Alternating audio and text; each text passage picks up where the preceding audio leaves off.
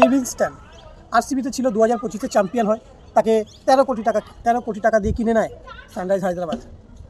বেঞ্চে বসে, শুধু বেঞ্চেই বসে 2টো ম্যাচ মাত্র খেলেছিল, 42 রান করেছিল। তিনি এখন অনেক বক্তব্য দিচ্ছে আইপিএল নিয়ে, আইপিএল খারাপ, আইপিএল ব্যাটারদের ব্যাটসম্যানদের জন্য, বোলারদের কোনো কাজ নেই, ইম্প্যাক্ট প্লেয়ার একটা খারাপ ব্যাপার।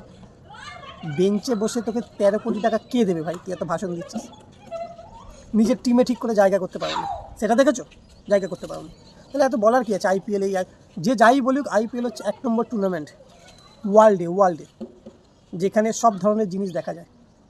হ্যাঁ, সব থেকে বেশি 6 হয়, ভালো বোলারও তোলে। ইন্ডিয়া ওয়ার্ল্ড কাপ কী করে যেতে? ভালো বোলার আছে আমাদের, আর আইপিএল থেকেই উঠে আসে। ভুবনেশ্বর কুমার অরেঞ্জ ক্যাপটা পায়নি, রাবাডা বল ছুটতে পারবে? তো ইনি অনেক রকমেরই বক্তব্য দেয়, আইপিএল ভালো না, ইম্প্যাক্ট প্লেয়ার। এত বছর যখন ইম্প্যাক্ট প্লেয়ার হচ্ছিল তখন থেকে যেই এবছর ওকে খেলা নেয়নি, বেঞ্চে বসিয়ে রেখেছে, তাই এত কথা বেরিয়েছে। নেক্সট বছর আবার আসবে নিলামে, আমি কথা দিলাম, নেক্সট বছর আবার আসবে এই লিভিংস্টন নিলামে। 13 কোটি পেয়েছে, একটু কমে যাবে, অনেক কমে যাবে, কেউ হতে পারে, কেউ নাও নিতে পারে এই কথার জন্য। আর কিছু বলবো না, প্লেয়াররা ভালো বোঝে, কিন্তু বাবার আজমের একটা কথা বলি ভাই, 83খানা বল তুই ফেস করিস, কোন হিসাবে ওইভাবে বোল্ড আউট হোস? 84 বলে 40, ওয়ানডে খেলিস টেস্টের মতন, T20 খেলিস ওয়ানডের মতন, কী হবে ভাই? ওইভাবে বোল্ড হোস, মনে হয় একটা টেলেন্টার বোল্ড হয়েছে।